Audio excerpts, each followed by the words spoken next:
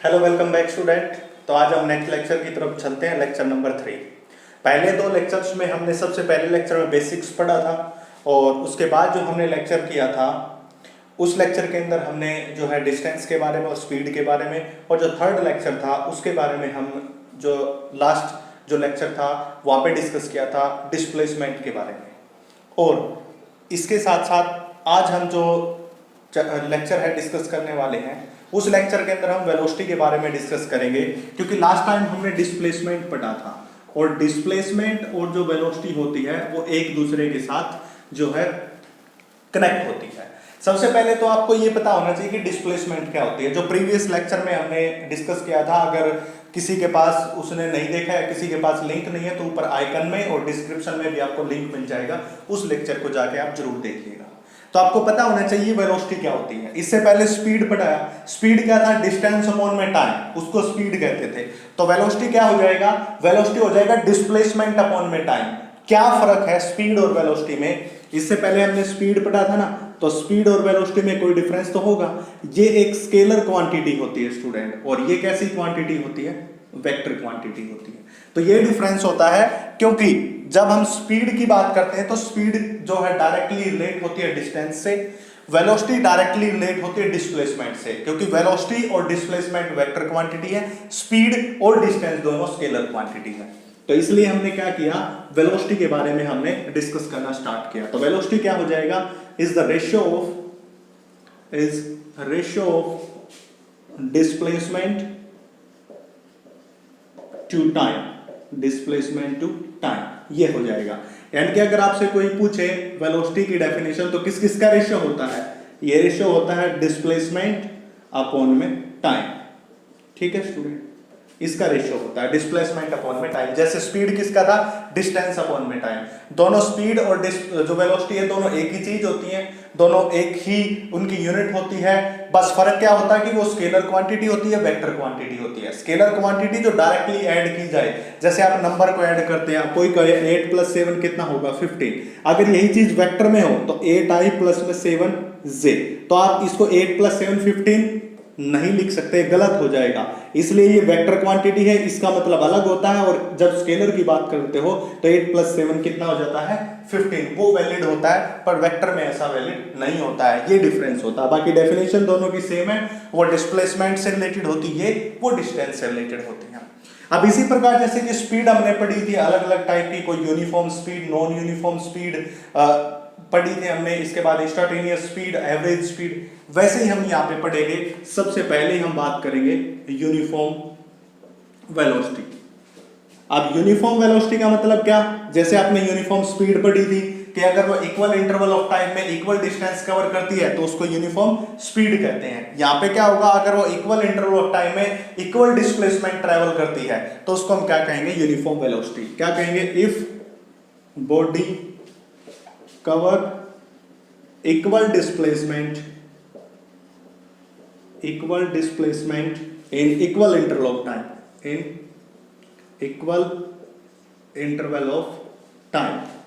इसका मतलब मैं फिर से समझा देता हूं। मान लिया जाए मैं A से B गया, ये पॉइंट A है, ये पॉइंट B है और ये पॉइंट C है। ये भी 10 मीटर डिस्टेंस है, ये भी 10 मीटर डिस्टेंस है। अब A से B जाने में इसने लिए 2 सेकंड और B से C जाने में भी इसने कितने लिए? 2 सेकंड। क्या बताया मैंने? A से B तक पहुंचने में 2 सेकंड, B से C तक पहुंचने में 2 सेकंड। मतलब हर 2 सेकंड में 10 मीटर डिस्टेंस ट्रेवल कर रहा। दूसरी 2 सेकंड में भी इसने 10 मीटर ट्रेवल की। अब हम D तक पहुंचे, ये भी 10 मीटर है और इसने भी 2 सेकंड में, मतलब 2 सेकंड में 10 मीटर डिस्टेंस ट्रेवल कर रहा है। तो इक्वल अगले 2 सेकंड में फिर से 10 मीटर, मतलब इंटरवल कितने का हुआ? 2 सेकंड का, और उतनी डिस्प्लेसमेंट कितनी? 10 मीटर। इसको डिस्टेंस या डिस्प्लेसमेंट बोल सकते हो क्योंकि इनकी डायरेक्शन एक ही है। अगर कोई दोनों सिंगल डायरेक्शन में कोई बॉडी मूव कर रही है तो उसकी डिस्टेंस और डिस्प्लेसमेंट एक ही होती है।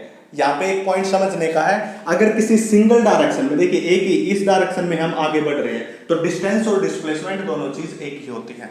तो 2 सेकंड में 2 मीटर, फिर अगले 2 सेकंड में 10 मीटर, फिर अगले 2 सेकंड में 10 मीटर। इसका मतलब इक्वल इंटरवल में इक्वल डिस्टेंस ये ट्रैवल कर रही है, इसलिए हम इसको क्या कहते हैं? यूनिफॉर्म वेलोसिटी कहते हैं। अगर ऐसा ना होता, ऐसा होता कि ये 3 सेकंड में, या फिर ऐसा कह सकते हो कि ये 2 सेकंड में 20 मीटर डिस्टेंस ट्रैवल करती, इस 2 सेकंड में 30 मीटर डिस्टेंस ट्रैवल करती, मतलब इंटरवल तो सेम है, बट यहाँ पे 10 मीटर की, यहाँ पे 20 मीटर, यहाँ पे 30 मीटर।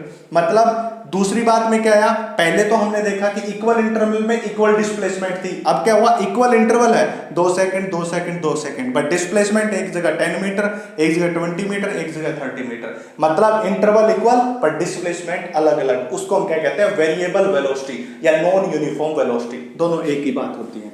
ठीक है, तो दूसरी जो टर्म हमारी हो जाएगी वो हो जाएगा नॉन यूनिफॉर्म या फिर वेरिएबल वेलोसिटी। वेरिएबल वेलोसिटी हम क्या कहेंगे, if body cover unequal displacement. वहां पे तो क्या था, इक्वल था, यहां पे क्या होगा, unequal displacement in equal interval of time. अभी अभी मैंने समझाया कि पहले 2 सेकंड में 10 मीटर, अगली 2 सेकंड में 20 मीटर, अगली 2 सेकंड में 30 मीटर, तो इक्वल तो इंटरवल रहा बट उसकी डिस्प्लेसमेंट अलग रही। ऐसा भी हो सकता है आपके पास, मान लिया जाए ये पॉइंट है ए, यहाँ पे पॉइंट है बी, यहाँ पे सी है, तो इस 2 सेकंड में 10 मीटर कर रहा है, यहाँ पे फिर से 10 मीटर पर, यहाँ पे इसने लिया 5 सेकंड, यहाँ पे कितना लिया, 5 सेकंड। क्या बताया, 2 सेकंड में 10 मीटर, अगली 10 मीटर के लिए इसने क्या लिया, 5 सेकंड, मतलब डिस्प्लेसमेंट सेम है बट इसका इंटरवल अलग है। तो क्या लिखेंगे, if body cover equal, unequal की जगह equal displacement in unequal interval, यहां पे अनइक्वल हो जाएगा, वो इक्वल रहेगा, या तो अनइक्वल डिस्टेंस होगी, डिस्प्लेसमेंट होगी, या अनइक्वल टाइम इंटरवल होगा, इन दो में से एक अनइक्वल होगा तो उसको नॉन यूनिफॉर्म या फिर हम क्या कहते हैं, वेरिएबल वेलोसिटी का नाम दे देते हैं। ये डिफरेंस होता है यूनिफॉर्म नॉन यूनिफॉर्म वेलोसिटी के अंदर। अब तीसरी जो बड़ी इंपॉर्टेंट है, क्वेश्चन में बहुत बार आपसे पूछी भी जाएगी, न्यूमेरिकल है जो, और यहाँ पे कैसे कैसे न्यूमेरिकल आ सकते हैं मैं वो भी बताऊंगा। अगर किसी ने नोट्स बनाने हैं तो आप उतार सकते हो, मैं पॉज कर दूं करके वीडियो, और आप कर सकते हो, और साथ साथ अगर आपको इसके नोट्स चाहिए तो आप मेरे को कमेंट सेक्शन में मेंशन भी कर सकते हो। अब तीसरी हो जाती है average velocity.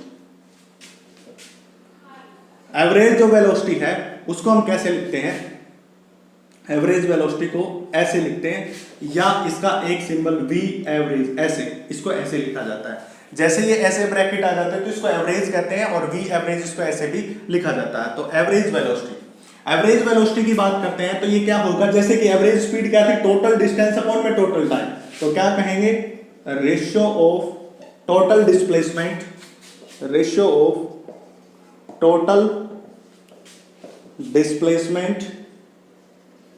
To total time, मतलब यहां पे लिख देता हूं मैं, average velocity is equal to में टोटल डिस्प्लेसमेंट अपॉन में क्या हो जाएगा, टोटल टाइम। ये इसका क्या हो जाएगा, फार्मूला हो जाएगा। ये अभी मैंने बताया था, मान लो इस ए है, ये पॉइंट बी है, ये पॉइंट सी है, ये 10 मीटर डिस्टेंस, ये भी 10 मीटर, इसके लिए मैंने 2 सेकंड लिया, इसके लिए मैंने 3 सेकंड लिया। तो अगर कोई पूछे एवरेज वेलोसिटी बताइए तो मैं क्या करूंगा, 10 + 10 20, टोटल डिस्प्लेसमेंट कितनी, 20 metre, 10 + 10 total displacement 20, divided by में 2 सेकंड + 3 सेकंड, टोटल टाइम कितना है 5 सेकंड, तो 20/5 ये कैंसिल होके कितना आ जाएगा, 4 मीटर पर सेकंड, इसकी यूनिट सेकंड होती है ना, तो कितनी आ जाएगी एवरेज, 4 मीटर पर सेकंड, क्योंकि total displacement upon total time, तो टोटल डिस्प्लेसमेंट 20, टोटल टाइम 5, तो हमने क्या किया, 4 मीटर पर सेकंड। तो वेलोसिटी की यूनिट क्या होती है, मीटर पर सेकंड, आपको पता चल गया। स्पीड की यूनिट भी क्या थी, मीटर पर सेकंड, वेलोसिटी की भी यूनिट क्या होगी, मीटर पर सेकंड। वो सिर्फ स्केलर और वेक्टर में डिफरेंस है, बाकी यूनिट दोनों की क्या रहेगी, सेम रहेगी, उसमें कोई भी डिफरेंस आपका नहीं आएगा। तो इसकी भी 4 मीटर पर सेकंड में, और उसकी यूनिट भी किसमें होगी, मीटर पर सेकंड में। इसके बाद जो आपकी फोर्थ होती है वो होती है इंस्टांटेनियस वेलोसिटी। इंस्टेंटेनियस वेलोसिटी का मतलब क्या होता है, velocity at particular instant, particular time के ऊपर क्या होती है, वेलोसिटी एट पर्टिकुलर इंस्टेंट। अब इसका मतलब समझिए क्या होता है, मान लिया जाए आप बाइक पे जा रहे हो या गाड़ी में जा रहे हो, आपकी जो स्पीड बताता है उसको स्पीडोमीटर कहते हैं। अगर आप मान लिया जाए 10:01 पे आप चले हो और आप देखना चाहते हो 10:02 पे स्पीड, तो जैसे ही आप 10:02 बजते हैं और उस तुरंत आप स्पीडोमीटर की तरफ देखते हो तो आपकी गाड़ी का स्पीडोमीटर दिखा देता है 4 किलोमीटर पर आवर या 60 किलोमीटर पर आवर। अब आपकी इच्छा होगी कि 10:03 पे मुझे देखना चाहता हूं, फिर बता देगा वो 50 किलोमीटर पर आवर।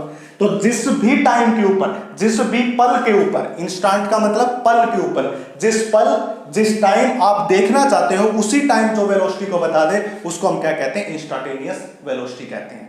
तो जैसे uniform, non uniform, average velocity और इंस्टेंटेनियस वेलोसिटी, ये 4 टाइप के आपके पास क्या होती है, वेलोसिटीज होती हैं। तो वेलोसिटी कैसी क्वांटिटी है, एक वेक्टर क्वांटिटी है। इसके साथ साथ मैंने पहले ही बता दिया था इसकी कुछ जो प्रॉपर्टीज में क्या क्या आता है। वेलोसिटी क्या होती है, वेक्टर क्वांटिटी होती है। मैं आपको यहाँ पे बताता चलूं, वेलोसिटी एक वेक्टर क्वांटिटी है, इसकी यूनिट मीटर पर सेकेंड है। इफ वेलोसिटी, ये इंपॉर्टेंट पॉइंट है, इफ वेलोसिटी इज कांस्टेंट, अगर कोई कह दे कि बॉडी की वेलोसिटी कांस्टेंट है, then acceleration of body is 0। ये बात याद रखना। क्या बताया मैंने, इफ वेलोसिटी इज कांस्टेंट, अगर कोई बॉडी कहे कि एक बॉडी है वो कांस्टेंट वेलोसिटी के साथ मूव कर रही है, मान लिया जाए वो कह दे कि एक बॉडी 10 मीटर पर सेकंड की कांस्टेंट वेलोसिटी के साथ मूव कर रही है, क्या बोला, 10 मीटर पर सेकंड की कांस्टेंट वेलोसिटी के साथ मूव कर रही है, तो उसकी एक्सेलरेशन बताइए। तो आप क्या कहोगे, अगर उसकी वेलोसिटी कांस्टेंट है तो एक्सेलरेशन कितनी हो जाएगी, 0। और ऐसे क्वेश्चन नीट में और किसी भी कॉम्पिटिटिव एग्जाम में बहुत बार पूछे जाते हैं कि वो क्वेश्चन बोलता है कि body start from rest and it achieve a velocity of 10 metre per second, constant velocity, क्या कहेगा, it achieve a constant velocity of 10 metre per second, find out its acceleration.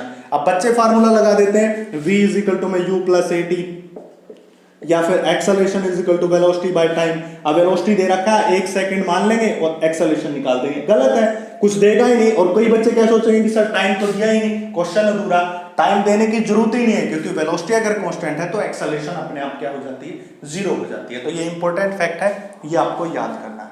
अब इसके ऊपर हम क्या करेंगे, एक दो न्यूमेरिकल देखेंगे। देखिए कंप्लीट वीडियो के साथ बने रहिएगा, वीडियो बड़ी मजेदार होनी है, आपको अच्छे से समझ आएगा। मैं ऐसी कोई चीज आपको नहीं बताऊंगा जिसमें आपको रट्टा मारना पड़े।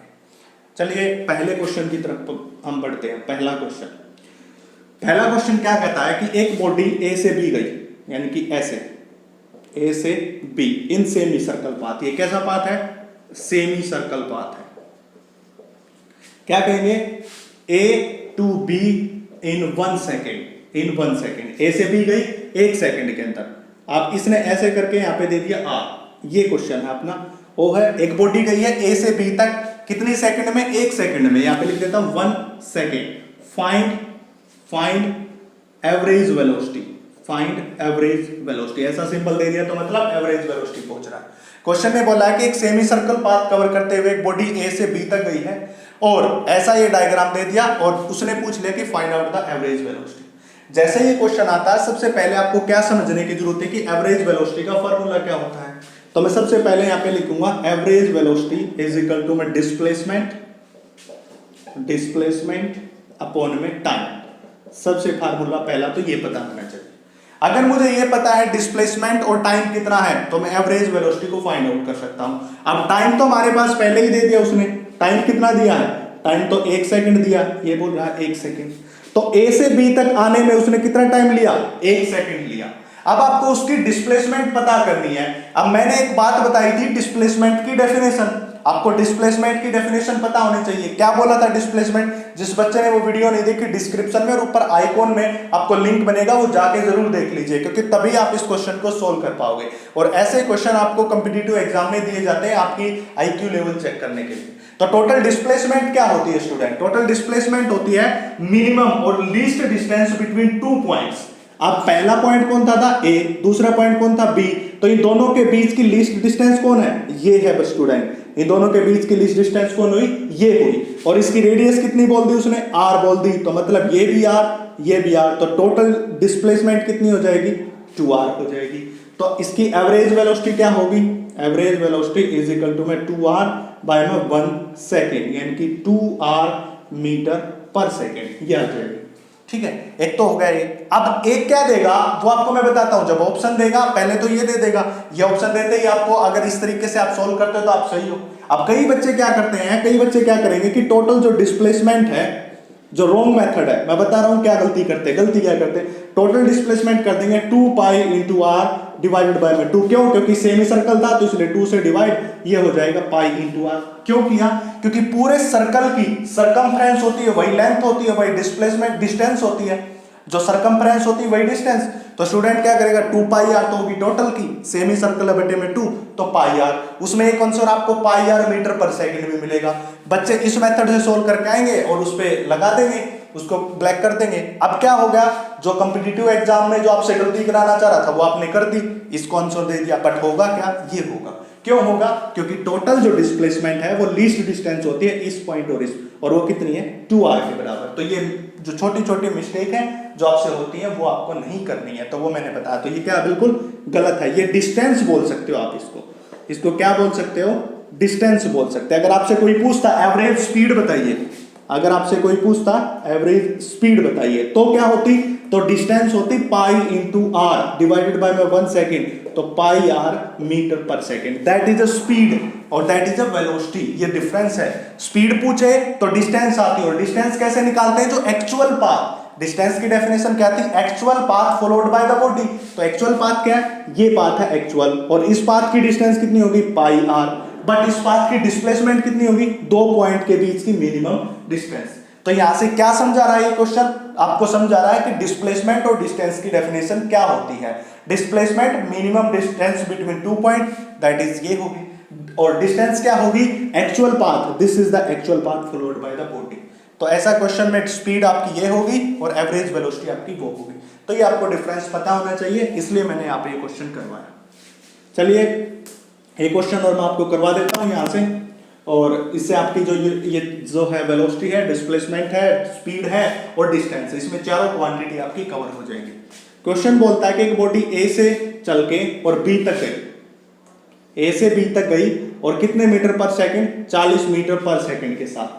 अब वो बॉडी बी से वापस फिर आई, ये ए से बी पर गई थी, फिर बी से चली वापस ए पे आई, अब की बार उसकी स्पीड 60 मीटर पर सेकंड थी। समझ आई बात? ए से बी तक जाती है तो 40 मीटर पर सेकंड, बी से ए तक आई तो 60 मीटर पर सेकंड, ये बता दिया। अब वो क्या पूछ रहा है, वो पूछ रहा है तो एवरेज वेलोसिटी आपको पता करनी है।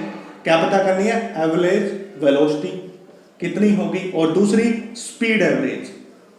ऐसा साइन लगाते ही आपको पता क्या बन जाती है, स्पीड बन जाती है। ठीक है, तो ये आपको पता करनी है।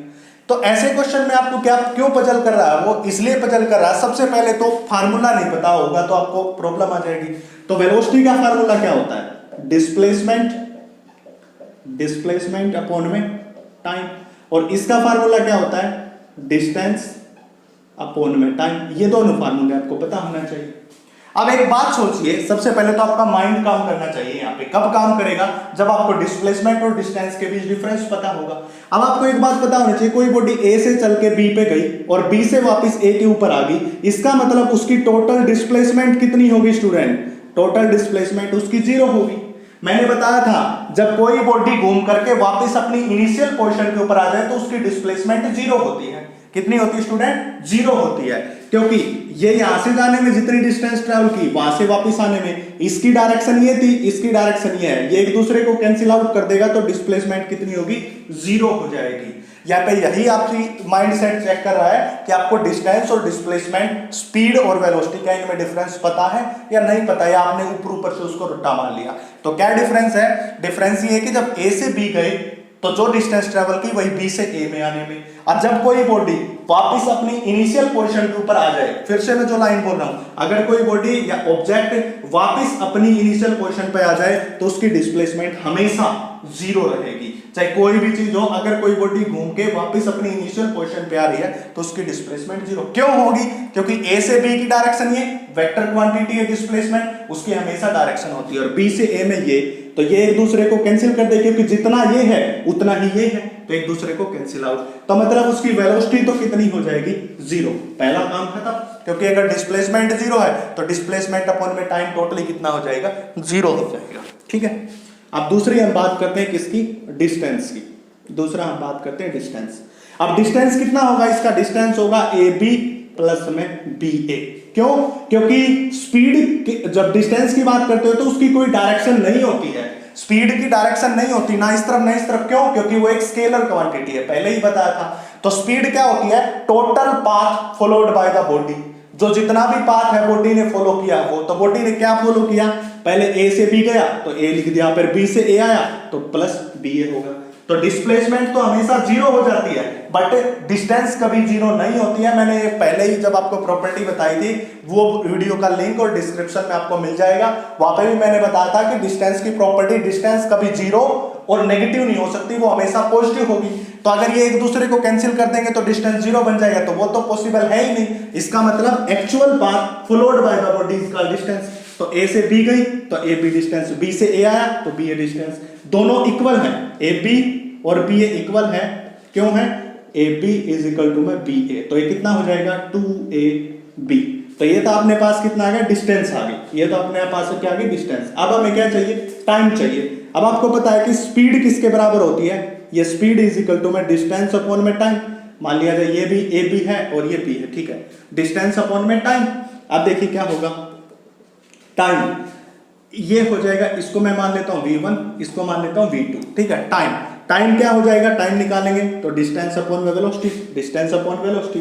अब देखिए मैं निकालता हूं t1 टाइम, t1 टाइम किसके लिए, ए बी के लिए, तो इसकी डिस्टेंस कितनी होगी, a इंटू बी, डिस्टेंस ए से बी तक ही, और वेलोसिटी कितनी है 40 metre per second. t2 time निकालोगे तो t2 टाइम कितना हो जाएगा आपके पास, t2 टाइम आपके पास हो जाएगा, वो कितनी हो जाएगी डिस्टेंस b टू a, और वेलोसिटी कितनी 60 मीटर पर सेकेंड। अब टोटल टाइम t, क्योंकि हमें पता है कि एवरेज स्पीड क्या होती है, टोटल डिस्टेंस अपॉन में टोटल टाइम। अब टोटल डिस्टेंस तो हमने कितनी निकाली, A B plus B A 2ab, उसी प्रकार टोटल टाइम निकालेंगे तो कितना हो जाएगा t1 प्लस t2। अब t1 कितना था, A B by 40, A B by में 40, और वो कितना है बी ए बाई में 60। तो टाइम कितना हो जाएगा, ए बी कॉमन, क्यों, क्योंकि ए बी और बी ए दोनों इक्वल है, क्योंकि दोनों डिस्टेंस ही क्या है, इक्वल। तो 1/40 प्लस 1/60, ये हो गया। अब हमें निकालनी एवरेज स्पीड, यहाँ पे निकाल देता हूं मैं average speed total distance 2ab, that is 2ab divided by में टोटल टाइम, ये रहा ab, इसका एलसीएम ले लिया 40 गुना 60 और 60 प्लस 40, ये हो जाएगा ab से ab कैंसिल, 40 गुना 60 नीचे, 60 ऊपर जाएगा, 40 इस तरफ जाएगा, होगा क्या, ये हो जाएगा 2 मल्टीप्लाई 40 गुना 60, ये ऊपर जाएगा, और ये कितना हो जाएगा 100, 60 प्लस 40, 0 से 0, 0 से 0, ये हो जाएगा 4 2 जा 8 और 8 6 जा 48, ये हो जाएगा 48। तो एवरेज स्पीड कितनी आई 48 मीटर पर सेकेंड, ठीक है। तो ऐसे निकाला जाता है। और वेलोसिटी कितनी, जीरो। क्यों जीरो हुआ, क्योंकि उसकी डिस्प्लेसमेंट जीरो है, क्योंकि डिस्प्लेसमेंट वेक्टर क्वांटिटी है, इस वाले की डायरेक्शन है, इस वाले की है, एक दूसरे को कैंसिल आउट कर दिया। तो ऐसे क्वेश्चन है वो आपके माइंड के साथ खोलेगा। क्या करते हैं कई बच्चे, जितनी वेलोसिटी आई इसी फार्मूला लगा के, ये लगा के 48, उसको भी 48 उठ दो, वो आपको उत्तर देगा। जब क्वेश्चन में आएगा तो ऐसे देगा 48 48 पहला ऑप्शन, दूसरा 48 0, तीसरा 0 48, चौथा 0 0, ऐसे देगा। अब बच्चे क्या करते हैं, या तो इस पे लगा देते हैं या इस पे लगा देते हैं, ये बीच वाले ऑप्शन को चेक नहीं करते। अगर वो पहला वेलोसिटी है तो पहली वेलोसिटी 0 और दूसरा ये, अगर वो पहली स्पीड पूछे तो पहली स्पीड ये, दूसरा है, वो क्वेश्चन के हिसाब से हो जाएगा। ना ये है ना ये है, ये गलती करके आते हैं, तो ऐसी गलती आप मत करना। तो आज के लिए बस इतना ही, बाकी नेक्स्ट लेक्चर में हम देखेंगे एक्सेलरेशन के बारे में, उसकी प्रॉपर्टी और उसके न्यूमेरिकल। तो इतना पढ़िए, बाकी नेक्स्ट लेक्चर में। Thank you.